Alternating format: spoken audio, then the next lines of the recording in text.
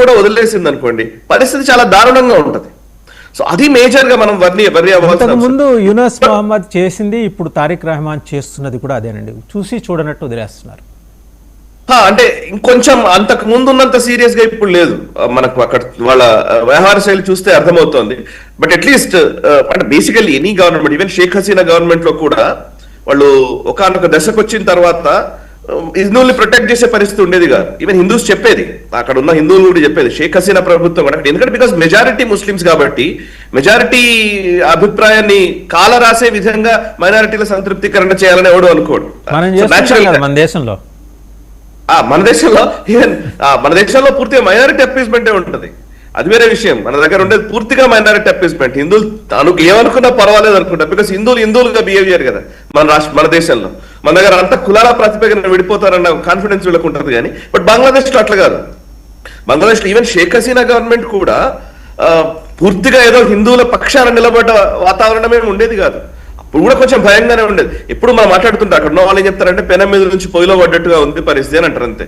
So Sheikh Hasina నుంచి ఇప్పుడు ఈ బిఎన్పి నేతృత్వంలోని ప్రభుత్వం వచ్చేసరికి ఈ మధ్యకాలంలో ఇంటరీం చీఫ్ గా ఉన్నటువంటి ఆ మహమ్మద్ యూనస్ ప్రభుత్వాన్ని చూసిన తర్వాత పర్వాలేదు, యూనస్ తో పోల్చుకుంటే ఇప్పుడు తారిక్ రెహమాన్ అన్న పరిస్థితిలోకి వస్తుంది.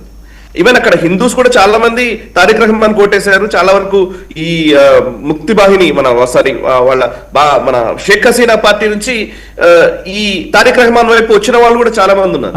పొలిటికల్ రియాక్షన్స్ వేరు. బట్ కింద స్థాయిలో ఇస్లామిక్ శక్తులు వీళ్ళు ఏం చేస్తారంటే ఫ్లేరప్ చేయడానికి ప్రయత్నం చేస్తూనే ఉంటారు. ఆ ఫ్లేరప్ చేసే వాతావరణానికి మమతా బెనర్జీ మాట్లాడిన మాటలు ఇప్పుడు దండుగా నిలుస్తున్నాయి. అది చాలా డేంజరస్. నిన్న మనం కూడా అన్నాం, సువేంద్ర అధికారిని చంపేస్తామని, లేకపోతే అటు అమిత్ షా మీద దాడి చేస్తామని, బంగ్లాదేశ్ మీద దాడి చేస్తామని. ఇప్పుడు ఆ రియాక్షన్స్ లో భాగంగానే మొన్నటిదాకా డిపోర్టేషన్ కంటిన్యూస్ గా నడుస్తూ వచ్చింది. డిపోర్టేషన్ ఇవాళ కొత్తగా జరిగింది కాదు, చాలా రోజుల నుంచి మనం డిపోర్ట్ చేస్తూనే ఉన్నాం. Even Mohammad Yunus interim chief గా ఉన్నప్పుడు కూడా కొంతమందిని మనం డిపోర్ట్ చేశాం. ఇప్పుడు కూడా అది జరుగుతుంది. అంటే ఎవరైనా సరే ఇల్లీగల్ లోపలికి వచ్చారంటే మనం దృష్టిలోకి వచ్చింది అంటే ఇమీడియట్ గా మనం బయటకు పంపించేస్తాం. అలాంటిదే నిన్న కూడా జరిగింది. బిఎస్ఎఫ్ వాళ్ళు చేస్తే కాన్ఫ్రంటేషన్ వచ్చింది. మీరు నిన్న ఎక్స్ప్లెయిన్ చేశారు కూడా, అది లాల్ మనోహర్ ఘాట్ దగ్గర ఏదైతే వాళ్ళు లోపలికి వస్తుంటే ఆ విజువల్స్ కూడా మనం చూపించాం. సో ఆ కాన్ఫ్రంటేషన్ మొదలవుతుంది అన్నట్టు. అంటే ఏదైనా సరే ఒక ఇట్లాంటి పొలిటికల్ వ్యాఖ్యలు చేసేటప్పుడు, ముఖ్యంగా దేశాలకు సంబంధించిన వ్యాఖ్యలు చేసేటప్పుడు జాగ్రత్తగా ఉండాలి. విందామా సాయి కృష్ణ గారు? అక్కడ కరెక్ట్ గా అది నిన్న మనం చూపించాం conversation. You these people are Indian, can accept them. Please, you investigate them. Please, pushing to the IV. You are pushing them last night. They already. What's the proof? Arrest them and not allow them to cross IV. We will not allow. We will not never allow. You are showing bad activities. How come? Because they came from India. How come it is possible? Believe or not, really come from. I am not come to legal way, yes. But it is illegal way. Yes, sir. వాళ్ళ వాదన వాళ్ళు India నుంచి వచ్చారు, మేము ఎందుకు తీసుకుంటాం. అదే.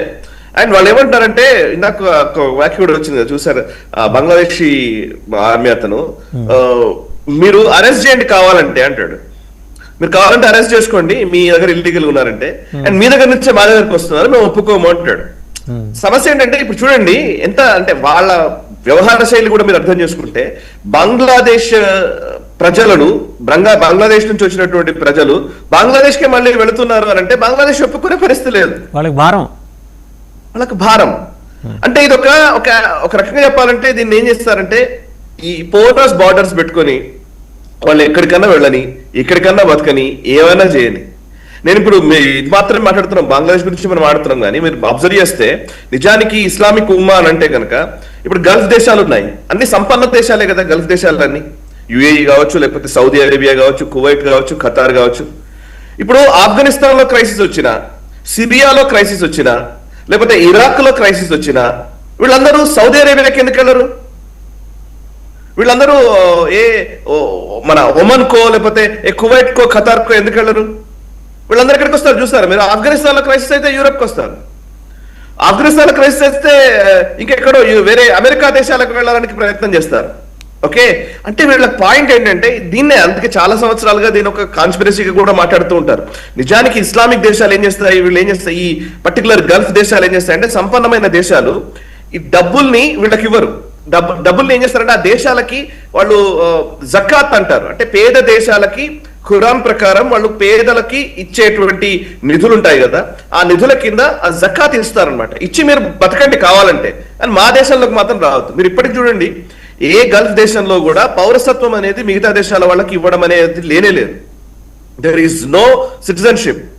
ఎవడన్నా వస్తే ఉంటే కొంత పిఆర్ ఇస్తాడేమో, కొంత పర్మనెంట్ రెసిడెంట్ అవ్వచ్చేమో కొంతకాలం బతికితే, అది కూడా మళ్ళీ వాళ్ళ రూల్ ప్రకారం వాళ్ళ లెక్క ప్రకారమే. ఫర్ ఎగ్జాంపుల్ మీరు మొన్న చూస్తే యుఏఈలో షియాల్ని, పాకిస్తాన్ సంబంధించిన షియాల్ని వేలాది మందిని పంపించేశారు, డిపోర్ట్ చేశారు. మేము ఉంచుకునే అవకాశం లేదని చెప్తారు, నిర్దాక్షిణ్యంగా పంపించేశారు. ఇప్పుడు రఖైన్ ప్రావిన్స్ ఉంది, ఇప్పుడు ఎక్కడ రఖైన్ స్టేట్ లో మన బర్మాలో, మయన్మార్ లో ఈ రోహింగ్యాలంతా అక్కడే కదా గొడవ.